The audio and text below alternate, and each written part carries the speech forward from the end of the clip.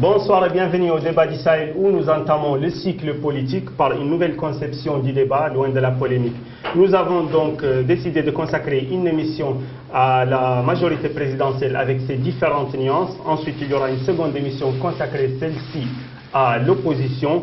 Et dans un dernier temps, on aura une dernière émission qui sera celle-là, une confrontation d'idées. Mais d'abord, on reçoit aujourd'hui deux éminents députés de notre Assemblée nationale. D'abord, M. Ousmane Songot, vous êtes président de l'IDP. Vous êtes vice-président de l'IDP, pardon. La présidente est Mme Nahar, qui est l'actuelle ministre de l'Éducation nationale. Vous avez donc été toujours vice-président de ce parti depuis sa création. Pratiquement depuis sa création. Parfait. Vous avez été consul général à Paris, vous êtes diplômé de l'Université de Nanterre et vous fûtes sénateur pendant 8 ans. Jusqu'ici, tout va bien. Bamadim, bienvenue. Vous êtes de formation. Vous êtes essentiellement instituteur et vous êtes diplômé de Nanterre, je n'ai pas précisé, vous êtes diplômé en droit. Oui, c'est ça. Exactement. Monsieur Bamadine, vous êtes diplômé de l'Institut national des sciences appliquées de Toulouse. Vous étiez ministre de l'Artisanat et du Tourisme, mais surtout vous étiez directeur de l'Agence nationale d'appui et d'insertion des réfugiés, donc l'ANAIR, qui a été chargée de superviser le retour des réfugiés. Vous étiez président de la section hyper de Rosso, ville dont vous êtes natif. Vous êtes actuellement député donc de ce parti, de l'UPR, qui est le parti principal de la majorité présidentielle. Vous êtes député de la circonscription de Rosso et vous avez été également secrétaire général de l'OMVS. Jusqu'ici, tout va bien. Ouais. Je suis très content de vous recevoir tous les deux parce que pour moi, je vous le dis sans arrière-pensée, je vous le dis sans vouloir vous flatter, pour moi, vous incarnez une valeur qui a tendance à disparaître dans le paysage politique mauritanien, c'est la fidélité en politique. Pourquoi c'est si rare ? Bon, moi, comme je vous ai dit tout à l'heure à la porte, je pense parce que nous sommes des nomades. Donc, je crois que ceci se reflète par le fait même que nous sommes dans un pays où le nomadisme est une chose normale. Donc, qui s'est répliqué aussi, la stabilité est une denrée rare, comme vous le dites. Bon, mais je pense qu'avec le temps, les gens finiront avec...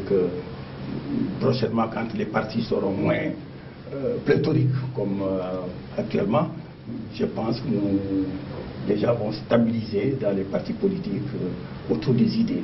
Vous faites référence à la loi qui... Oui, la loi qui, effectivement, je fais référence à la loi qui stipule qu'actuellement qu'il faut avoir 1% aux élections, au moins à 2 élections, pour pouvoir continuer à exister. Comme aujourd'hui, nous sommes à peu près il y a 23 partis. Il y avait 3 partis qui ont à peu près 1% sur les 105 ou 118 partis qui existent. Bon, je pense que cela va stabiliser les Mauritaniens dans les partis politiques. En tout cas, je pense sincèrement que nous devons nous acheminer vers 2 pôles, 2 à 3 partis de la majorité, 2 à 3 partis de l'opposition pour qu'une alternance soit plus possible, je crois. Monsieur le ministre, votre parti est dans une situation plutôt confortable, les choses sont claires. Vous avez un président qui a fait 2 mandats, il s'en va, vous avez un candidat désigné. Les choses sont claires de ce point de vue? Oui, les choses sont claires chez nous, mais plus largement au niveau de la majorité présidentielle, les choses sont très claires. Nous avons un candidat qui a fait 2 mandats, bien remplis, surtout bien remplis de réalisations. Et nous avons un candidat qui aussi a incarné ce que vous appeliez tout de suite la fidélité. Il a toujours été un compagnon fidèle du président Mohamed Ould Aziz et nous pensons que cette fidélité que vous dites que c'est une denrée rare, c'est-à-dire nous devons recultiver cette denrée pour que le paysage politique puisse s'inscrire dans une logique non seulement de fidélité mais de loyauté, parce que c'est ça qui permettra à terme à notre pays d'avancer en rang par rapport aux différents modes d'expression politique. Le doyen l'a dit tout à l'heure et vous me permettrez aussi, avant d'aller plus loin, de saluer le doyen, l'honorable député Sangot, dont j'ai plaisir à partager aujourd'hui ce plateau avec vous. Le plaisir pour moi. Et moi donc. La désignation de ce candidat, en l'occurrence l'actuel ministre de la Défense, Mohamed Ghazouani, n'a pas été sans soubresaut au sein même de votre majorité. Bon, c'est souvent, parce que vous savez, quelquefois au niveau de la majorité, on a certains problèmes de communication. C'est-à-dire, c'est plus la manière qui a été quelque part critiquée que le fait du choix. Le choix était incontestable depuis le début. En tout cas, j'ai rarement vu un choix aussi qui a drainé autant c'était presque l'unanimisme. Mais la manière dont souvent les choses sont partagées, prêtes à équivoque et demanderaient à être revues et améliorées. De votre côté, de votre point de vue, vous êtes plus observateur et membre de cette majorité, mais vous n'êtes pas de l'IPR. Comment vous avez observé ça? Vous étiez dans une situation d'attentiste en attendant qu'eux ils désignent leurs candidats pour suivre, ou bien il y avait un débat interne au sein de l'IDP? Non, c'est-à-dire que notre parti, l'IDP, ne s'est pas encore prononcé en matière de candidature. Ça devient intéressant. Ça veut dire qu'il se peut que l'IDP ait son propre candidat. L'UDP est un parti démocratique. Je ne dis pas que les autres ne sont pas démocratiques. C'est-à-dire que, pour revenir un peu à la petite histoire, nous avons été invités par le président de l'Assemblée, l'actuel président de l'Assemblée, pour la fermeture de la session parlementaire. Et nous avons eu l'heureuse surprise de voir la présence du président de l'UPR, le ministre de la Communication, et qui nous a appris la bonne nouvelle, c'est que le président de la République actuelle avait comme candidat potentiel le général Ghazouani.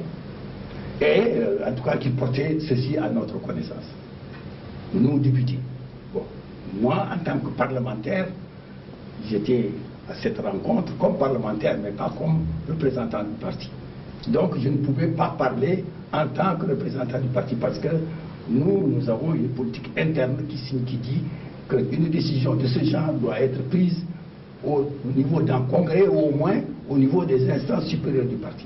Ni le bureau politique, ni la présidente du parti, encore moins le vice-président, encore moins un député que je suis, ne pouvait déclarer son appui à qui que ce soit.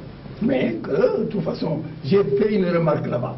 J'ai dit que les jours passés, il y avait quand même un débat au sein de la majorité, de toute la majorité.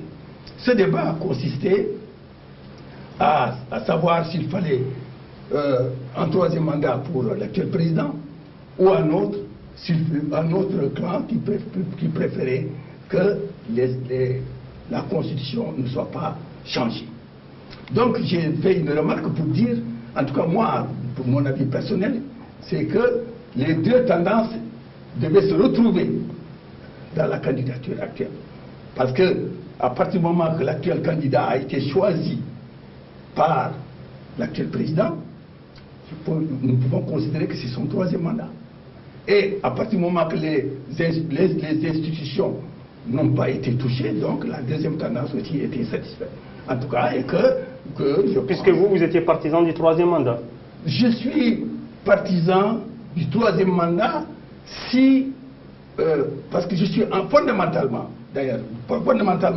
moi je suis contre le verrouillage des institutions en matière de troisième mandat ou en matière d'âge. Parce que moi je pense que, comme je l'ai souvent dit, l'opposition devait se battre autour d'un point essentiel qui consistait à savoir comment avoir des élections libres et transparentes.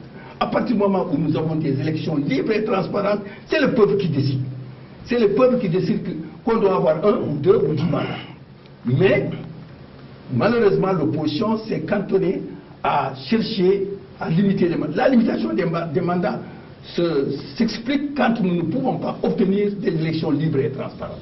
Mais si les élections libres et transparentes, comme de par le monde, comme dans beaucoup de pays aujourd'hui occidentaux, on ne peut pas être plus démocratique que l'Allemagne.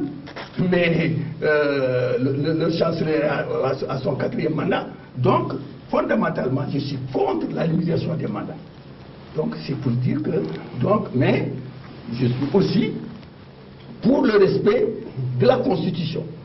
Donc, je suis à cheval entre les deux tendances. Contre la limitation des mandats, mais pour le respect de la Constitution. Et vous êtes contre la limitation des mandats ou pas? Disons, contre la limitation des mandats, je pense que... Très sincèrement, je pense que cette question a été dépassée. La preuve a été faite par ailleurs parce que cette question, c'est-à-dire quand on se replonge dans le contexte qui a amené tout ce débat, c'est que nous avons un président qui, après 2 mandats, a fait faire à notre pays de très grandes avancées sur le plan du développement, sur le plan de la sécurité et sur le plan de la stabilisation même du pays, politique du pays. À la fin de ce mandat, où la Constitution ne lui permettait pas, sauf révision, ne lui permettait pas de se représenter pour un 3e mandat, tous ceux qui l'ont soutenu, l'ont accompagné, avaient exprimé à l'époque des inquiétudes légitimes. Quel sera leur avenir sans ce président qui a fait faire à ce pays de telles avancées? Est venu s'ajouter un fait qui est inhabituel dans notre pays, un discours haineux, un discours extrémiste, qui appelait à la confrontation des composantes du pays. Ça a exacerbé encore les inquiétudes de ces populations, et il y a eu beaucoup de manifestations au sein du pays, beaucoup de la grande marche qui était vraiment le point d'orgue de cette expression populaire d'appel, de condamnation de ces idées extrémistes, mais surtout d'appel du pied à la poursuite du compagnonnage avec le président Mohamed Ould Abdelaziz. C'est dans ce contexte que les députés, parce que le député qui est un élu, le réflexe du député, c'est de coller aux préoccupations et aux souhaits des populations qu'il représente. Les députés se sont dit que pourquoi ne pas nous organiser pour collecter des signatures pour amorcer un processus qui mènerait au déverrouillage de la Constitution pour permettre un 3e mandat. Est-ce que cela voudrait dire que ces députés-là étaient persuadés que l'actuel ministre de la Défense serait incapable de continuer la marche? Non. À l'époque, il n'était pas question de la candidature de l'actuel ministre de la Défense. Je pense qu'il faut poser les problèmes, il faut bien les poser pour avoir les réponses. Donc c'est dans ce contexte que ces députés ont commencé la collecte des signatures. Parce qu'en 3 jours, ils ont collecté 2 tiers des signatures des membres du Parlement mauritanien. Avec 2 tiers, on peut tout changer. Démocratiquement, quand un Parlement, les 2 tiers d'un Parlement souhaitent faire quelque chose, ils peuvent tout changer. Et c'est dans ce contexte aussi que le président de la République, Mohamed Ould Abdelaziz, a fait le communiqué que vous savez, appelant à cesser cela, appelant à l'unité des gens, de ne pas se tromper de combat, que le véritable combat, c'est le combat contre ces excès, les extrémismes, contre la haine, et de se mobiliser pour que la poursuite de ce programme sous d'autres formes. Et c'est dans ce contexte aussi que nous avons été informés, l'honorable député l'a dit, nous avons été invités, et c'est au cours de cette invitation qu'on nous a informés, et cela, c'était une semaine après, qu'on nous a informé que le président de la République, Mohamed Ould Abdelaziz, a décidé de soutenir la candidature du ministre de la Défense comme candidat de l'UPR et partant, et qu'il souhaite qu'il soit le candidat de la majorité. De l'ensemble de la majorité. De l'ensemble de la majorité. Voilà le contexte de tout cela. La chronologie donc la chronologie des faits, ce qui fait que nous nous trouvons devant une candidature qui est une excellente candidature, en tout cas parce que vous avez parlé tout à l'heure de fidélité. Quand un homme est fidèle, quand un homme est loyal, on peut lui faire confiance. C'est quand des gens s'exercent à perfectionner le nomadisme politique, c'est là où des questions peuvent se poser, là où des remontrances peuvent se faire. Monsieur le vice-président, quelles sont les raisons qui pourraient vous pousser à ne pas répondre favorablement à l'appel du président sortant? Non, c'est-à-dire, comme je vous ai dit, non, je serais étonné que le parti aille à l'encontre de la proposition de Mohamed Ould Abdelaziz, du président Mohamed Ould Abdelaziz, parce que nous avons été, l'UDP a été la première force politique organisée à appuyer l'actuel président. Et nous n'avons pas failli, pendant ces 11 années, d'accompagner loyalement l'actuel président. Et nous étions, à l'époque, comme je le dis souvent, très peu nombreux à croire en lui. Très très peu nombreux, parce que quand il y a eu les changements, comme quelqu'un l'a dit, quand il y a eu la refondation à l'époque, au mois de juillet 2008, nous étions, l'UDP était le premier parti à avoir appuyé fortement par des marches. Je confirme. Par des marches, l'actuel président. À l'époque, l'UPR n'existait pas. Donc, et nous sommes heureux, comme je l'ai dit tantôt. Certains parmi nous qui étaient pour le troisième mandat, je vous ai dit, ils doivent être satisfaits parce que la désignation de l'actuel ministre de la Défense comme candidat constitue pour nous un troisième mandat. Et ceux parmi nous, au niveau de notre parti, qui étaient contre le fait de toucher aux institutions, sont également satisfaits parce que la Constitution n'a pas été touchée. Mais je vous ai dit que nous sommes un parti démocratique. Nous ne pouvons pas, moi personnellement, je ne peux pas me prononcer ici, je peux me prononcer personnellement, mais cela n'engage pas le parti. Ce qui pourrait engager le parti, c'est les instances supérieures du parti qui vont se réunir très très très bientôt autour de cette question, comme nous l'avons fait à l'époque. Comme nous l'avons fait à l'époque pour soutenir Mohamed Ould Abdelaziz, c'est les instances du parti qui se sont réunies. Donc, nous avons été informés, comme l'UPR, de la désignation du général Razouani comme candidat du président actuel. Il n'est pas président, il n'est pas candidat de l'UPR, il est candidat du président pour la majorité. Du général à la retraite. Voilà.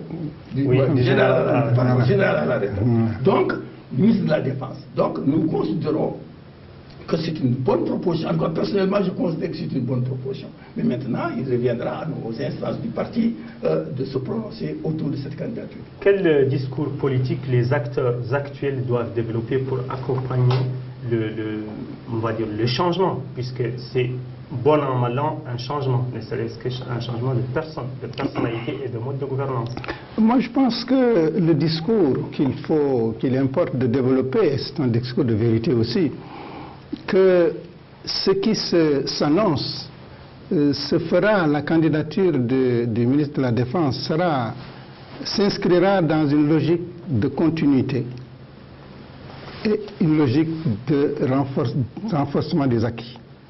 De continuité dans la politique menée jusqu'à présent et qui a suscité l'adhésion de l'écrasante majorité du peuple mauritanien, du président Mohamed Ould Abdelaziz.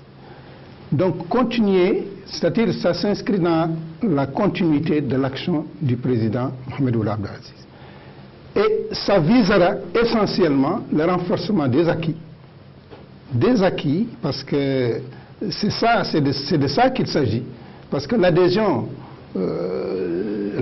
c'est parce qu'il y a eu des réalisations qui sont palpables, qui sont vérifiables. Mais monsieur le ministre, est-ce qu'il y aura des changements dans le mode de gouvernance? On connaît tous le mode de gouvernance du président sortant Mohamed Abdel Aziz.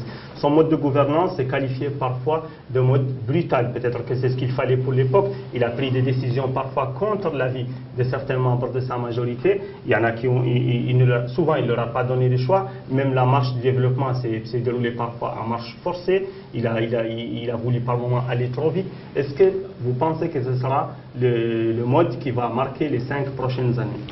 Vous savez, gérer, gouverner, c'est prendre des décisions. Et il n'y a pas de décisions surtout des décisions politiques qui ont des incidences sur la vie du peuple mauritanien. Il est difficile de prendre des décisions qui fédèrent l'unanimité des gens. Ce qui est important, c'est que est-ce que les décisions prises jusqu'à présent par le président Mohamed sont des décisions qui vont dans le sens des intérêts du pays? Si c'est ça la question, la réponse est oui. Maintenant, la manière dont ces décisions sont prises, ça dépendra des tempéraments des individus. Ils peuvent aller dans le même sens, mais y aller avec leur tempérament, avec leur manière de faire, avec leur tempérament pour tout dire. Donc les tempéraments peuvent être différents, mais l'objectif que chacun vise est le même. Maintenant, chacun y va à son rythme, à son tempérament et à sa manière. Vous avez quelque chose à ajouter là-dessus? C'est-à-dire que pour moi, il y a d'abord dans toute politique la continuité, comme vous l'avez dit, la fidélité, c'est extrêmement important. La continuité, nous pensons, nous, en tout cas de la majorité, que beaucoup de choses ont été faites. Beaucoup de choses. Pas seulement sur le plan des infrastructures, mais ce qui est fondamental, c'est surtout sur le plan de la sécurité. Parce qu'on ne peut pas se développer sans la sécurité, sans la stabilité. Et la sécurité, bien que le président c'était Mohamed Abdel Aziz, mais le chef de l'homme qui avait la sécurité en main, c'était quand même le chef d'état-major des armées. Donc, nous pensons qu'il y a une chance, au moins qu'il y ait une continuité dans ce sens. Et c'est fondamental pour le développement économique et social et la stabilité de notre pays. Donc, je vous écoute, pardon, je vous laisse finir. Donc, vous voulez... Donc, je pense que nous pensons effectivement que la continuité est déjà là. Parce que c'est des hommes, comme on dit, qui sont allés ensemble, qui étaient ensemble, qui ont gouverné pratiquement ensemble, donc, et qui ont obtenu cette stabilité ensemble. Donc il y a des chances qu'il y ait cette continuité. Mais, comme il l'a dit, chacun a son tempérament. Nous marquons une petite pause et nous revenons juste après.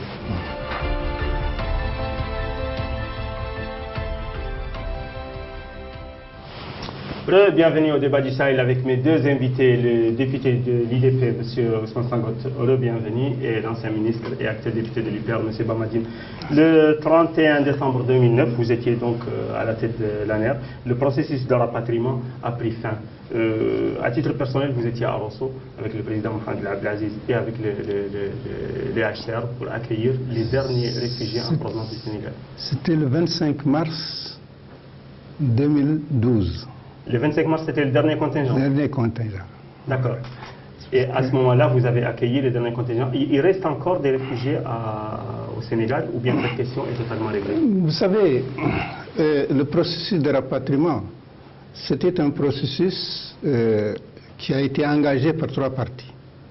La HCR, la République du Sénégal et la République islamique de Mauritanie, qui ont signé un protocole qui définissait les engagements des différentes parties. Dans ce protocole, il était noté que le rapatriement était volontaire. Non seulement volontaire, mais le rapatrié avait le choix de son lieu de rapatriement, du site, de son site de rapatriement. Donc, pendant de 2008 jusqu'en fin 2012, le processus a continué sur les régions du Trarza, du Brakna, du Gorgol, du Guidimaka et de la Saba. C'est les 5 régions. À la fin du processus, on a fait beaucoup d'opérations de ratissage. Et chaque fois, ça se fait en commission tripartite. Il y a la représentation du gouvernement sénégalais, du HCR et de la République islamique de Mauritanie. Nous avons fait beaucoup de ratissage pour voir s'il y avait encore des gens qui souhaitaient bénéficier de ce rapatriement volontaire avec tout ce que cela comportait d'accompagnement et de soutien. Les 3 parties ont convenu que, en tout cas, de ceux qui souhaitaient revenir, il restait un tout petit contingent. C'est dans ce contexte que la Mauritanie a pris contact avec le gouvernement du Sénégal, avec la HCR. C'est d'ailleurs à l'époque le ministre Hamadi Ould Hamadi, qui était ministre des Affaires étrangères, que j'ai eu l'honneur d'accompagner, pour inviter le haut-commissaire des Nations Unies pour les réfugiés, qui est actuellement le secrétaire général des Nations Unies, M. Guterres, qui est venu avec le président Mohamed Ould Abdelaziz, avec les représentants du gouvernement sénégalais. C'est un jour d'ailleurs qui coïncidait avec le deuxième tour de l'élection présidentielle au Sénégal. Absolument. Donc, ils ont accueilli le dernier contingent de réfugiés. Et je pense que quand on dit dernier contingent, c'est qu'il n'y avait plus sur place de candidats au retour volontaire.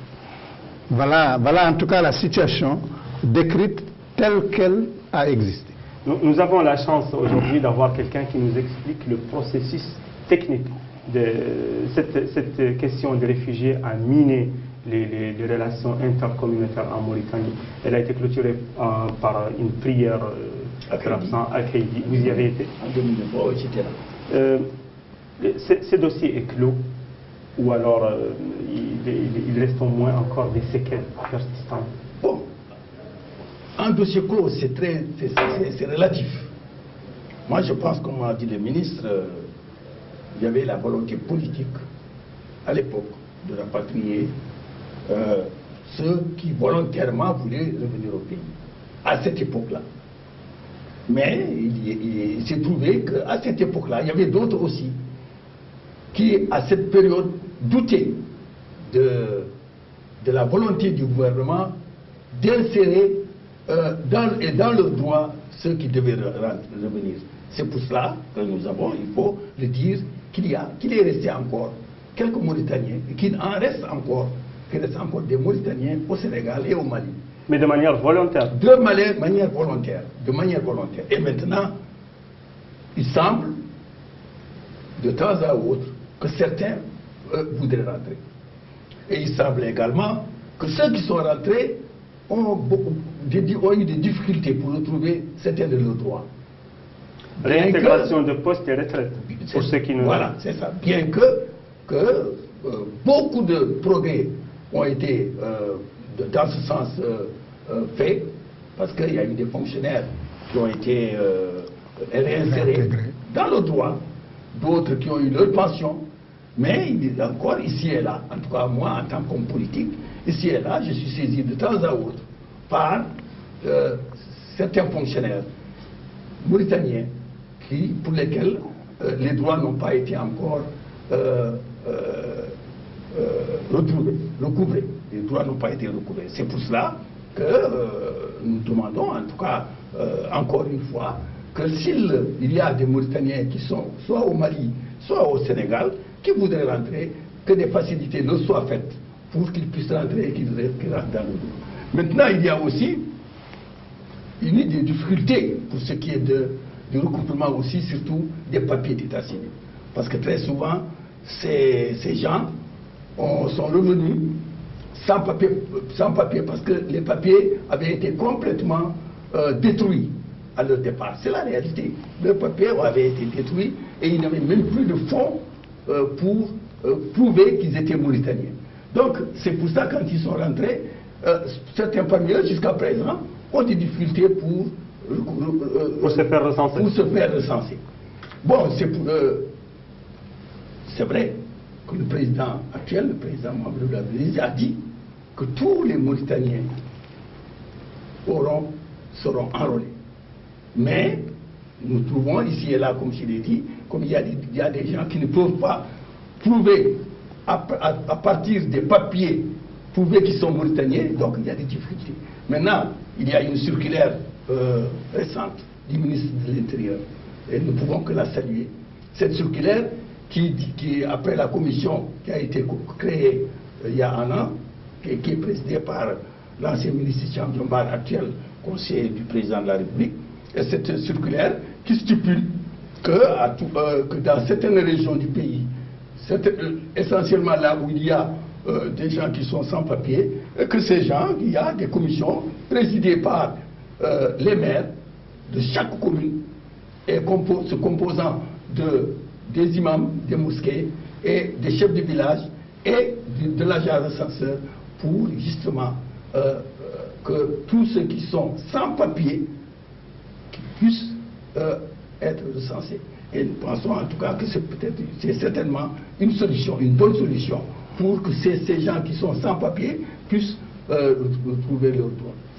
Sur ce plan, je pense qu'il y a quelques précisions à faire, parce que à l'époque, chaque Mauritanien qui se trouvait au Sénégal et qui souhaitait rentrer, on l'identifiait, on envoyait son nom en Mauritanie, une commission se réunissait pour attester de sa Mauritanité. Et c'est en ce moment que son processus de rapatriement était. Et sitôt arrivé, ils étaient enregistrés et fichés, et ils recevaient aussitôt un papier qui leur donnait l'identité provisoire à attester. C'est quand le problème de l'enrôlement s'est posé, avec les conditions de truc, que quelques problèmes se sont posés ici et là.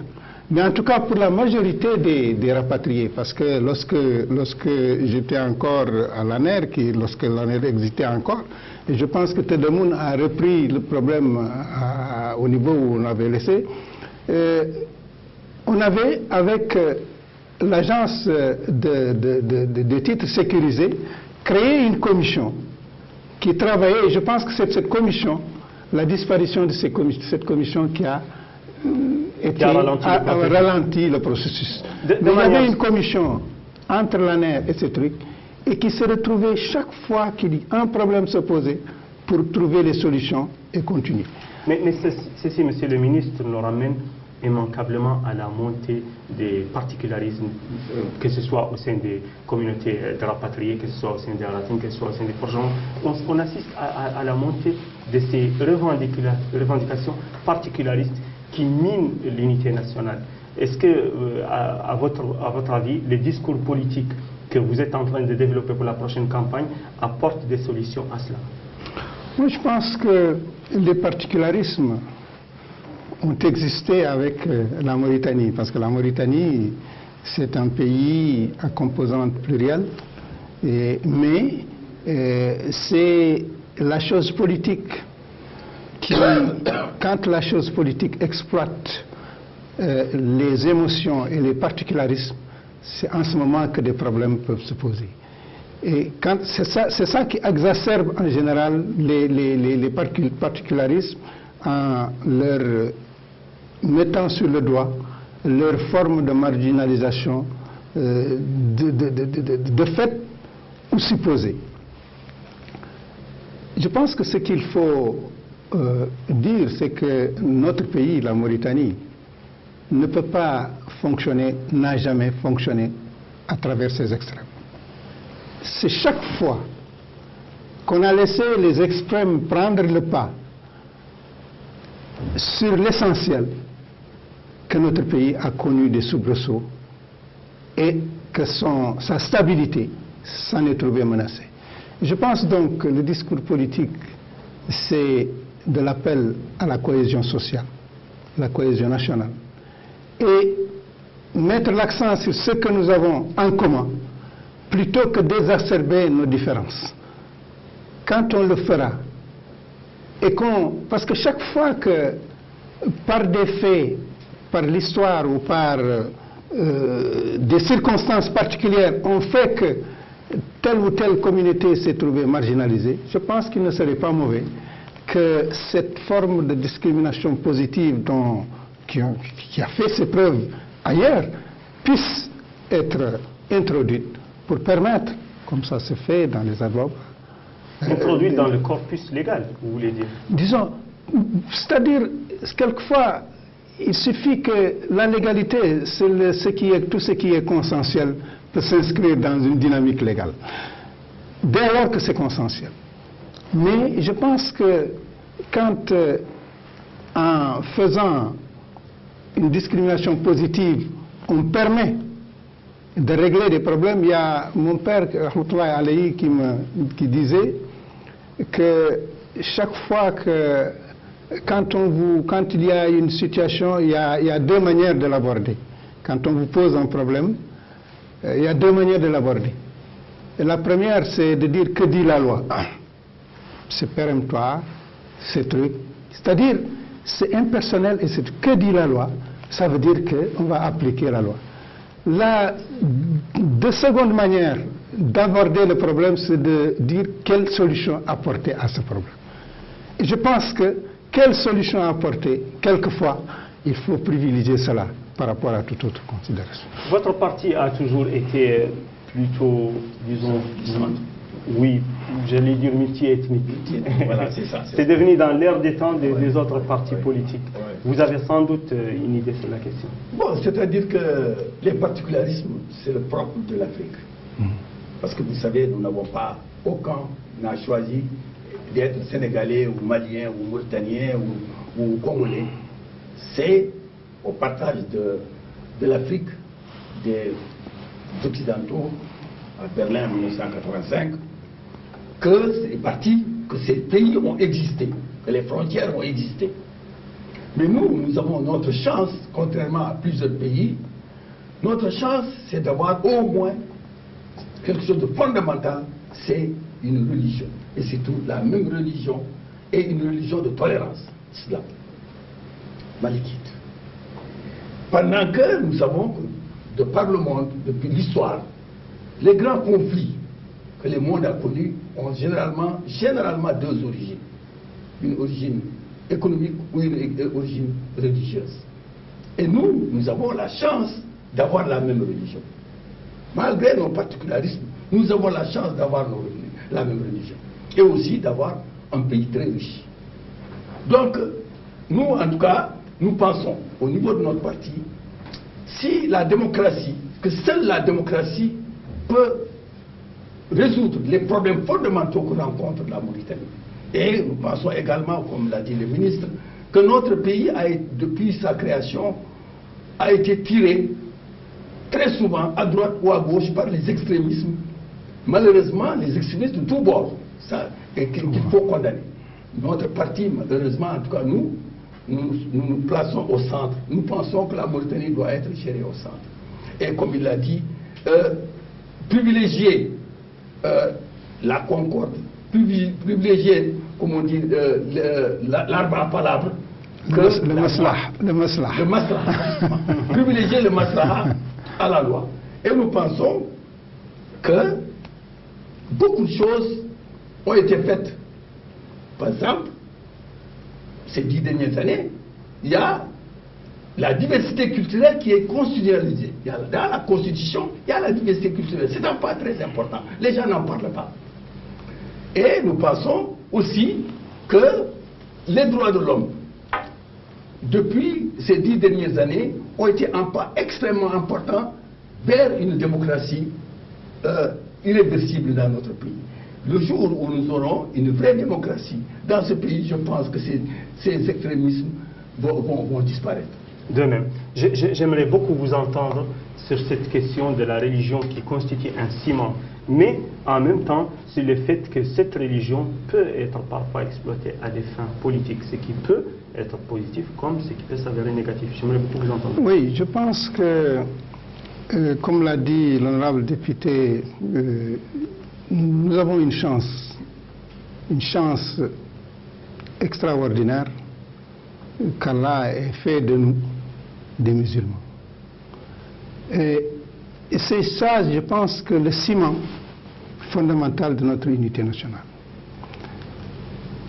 Nous devons cependant être vigilants, parce que l'islam, dès lors que l'on insère la politique dans la chose religieuse, c'est ça qui tire les choses vers les extrêmes. Et chaque fois que, je l'ai dit tout à l'heure, chaque fois qu'on a manqué de vigilance en laissant les extrêmes tirer la Mauritanie vers ces extrêmes, nous avons eu des problèmes qui ont très souvent menacé notre stabilité nationale, quelquefois même menacé l'existence de la Mauritanie en tant que telle. Donc je pense que la religion ne doit pas être exploitée à des fins politiques. L'islam, c'est la religion du peuple et de l'État mauritanien. Constitutionnellement. C'est pourquoi j'ai dit, je voulais le rappeler, c'est la religion du peuple et que personne n'en a le monopole, en particulier. Ça appartient à tout le monde. Ce sont des valeurs sur lesquelles nous devons nous inspirer. Nous devons élever nos enfants à travers ces valeurs de l'islam. Nous devons cohabiter à travers ces valeurs de l'islam. Parce que le voisin, ce que l'islam dit, que les droits du voisin par rapport au voisinage, tout cela, si nous nous inspirons des valeurs de la religion musulmane, il ne saurait y avoir de problème en Mauritanie si nous appliquons les préceptes de l'islam pour le voisinage, pour l'éducation, pour tout ce qui régit notre vie de tous les jours. Nous arrivons hélas au terme de l'émission. Je vais vous donner l'occasion à chacun de dire un dernier mot et on va commencer par vous. Le dernier mot, nous pouvons vous remercier de nous avoir invités. Nous aurions vraiment voulu aimer que le débat soit plus long, parce que nous avons certainement beaucoup de choses à dire. Ce que nous souhaitons, c'est que les mois à venir, dans la paix, dans la sérénité, que les Mauritaniens, à travers la démocratie, puissent choisir librement leur futur président. Nous choisissons, en tout cas nous, au niveau de notre parti, nous prenons toujours la paix. Nous trouvons la concertation. Nous prenons, comme il l'a dit le doyen, surtout nous avons la chance, comme vous l'avez dit, nous avons la chance d'être tous des musulmans. Et en islam de tolérance, nous pensons que si tout le monde va dans le sens que nous cherchons, nous arriverons à faire évoluer positivement notre pays. Et notre pays est parti sur de bons axes. Aujourd'hui, la balle est lancée, maintenant il faut se projeter vers l'avenir. L'avenir, c'est d'abord, nous avons des acquis qu'il faut préserver et nous avons des insuffisances qu'il faut combler. Et nous espérons que le prochain président nous aidera à combler ces insuffisances et à lutter pour ce pays où il y a un développement économique et social notable, remarquable, mais où il y a aussi encore, il faut le dire, beaucoup de laissés pour compte. Et nous voudrions en tout cas que ce développement à venir soit un développement inclusif, où la plus grande partie de notre population profitera du développement et de la croissance partagée. Et c'est ce que nous souhaitons. Croyez-le, moi aussi j'ai les mêmes regrets que vous, mais malheureusement il y a des impératifs de chronomètre et c'est pour ça que le débat doit s'arrêter à un moment. Il vous revient donc de le conclure. Merci beaucoup. Je voudrais tout d'abord, à l'instar de ce que le doyen a fait, l'honorable député, remercier Sahel TV de nous avoir invités. Et je voudrais ensuite saluer notre compagnonnage avec les partis de la majorité, et particulièrement l'UDP. Saluer ce compagnonnage par la fidélité, par la loyauté de ce compagnonnage. Donc je voudrais dire merci en tant que militant du PR au parti de la majorité et en particulier à l'UPR qui en est une locomotive à l'UDP qui en est une locomotive justement de cette majorité. Et je voudrais dire aussi que nous avons fait le choix depuis 2008 de soutenir le président Mohamed Aziz dans ses choix et dans sa politique. Moi, je suis membre fondateur de l'UPR. Et ce que je voudrais dire, c'est que son choix qu'il nous propose est désormais le nôtre. Et que nous donnons notre engagement militant à soutenir ce choix et à tout mettre en œuvre pour que le prochain président soit celui que nous a choisi le président Mohamed Aziz. Dans le même ordre d'idée, nous aussi, comme nous avons dit tantôt, nous avons été les premiers à appuyer l'actuel président. Moi, en tout cas, nous souhaitons que le choix du président soit le choix de notre parti. Et surtout qu'aux dernières élections, comme certainement vous le savez, sur les 105 partis qui ont participé à l'élection passée, nous avons eu 8%. Et 8% de l'électorat, ce n'est pas rien dans notre pays. Et nous espérons pouvoir apporter ces 8%, en tout cas, au prochain candidat de la majorité. Vous confirmez? Je confirme que, en tout cas, c'est pourquoi j'ai dit tout à l'heure, donc l'UDP en est la locomotive. Parce que cette locomotive s'est matérialisée à la fois dans ce compagnonnage, mais surtout dans les urnes. Merci beaucoup à vous deux. J'ai pris beaucoup de plaisir à animer ce débat. Je n'ai pas vu le temps passer. Merci beaucoup à vous, M. Ousmane Sangot, vice-président de l'UDP, l'Union pour la démocratie et le progrès. Vous en êtes l'actuel député à l'Assemblée nationale au titre de la liste nationale. Je vous remercie beaucoup, l'ancien ministre, M. Damadine. Je suis membre du Conseil national de l'UPR. Membre du Conseil national de l'UPR et député de la circonscription d'Orosso. Merci à vous deux d'avoir participé à ce premier débat politique. Il y en aura d'autres certainement sur cette même chaîne. Merci à vous, mes chers téléspectateurs, de nous regarder à cette heure tardive de la nuit. Le débat du Sahel est réalisé par Mohamed Lemine Tajdine.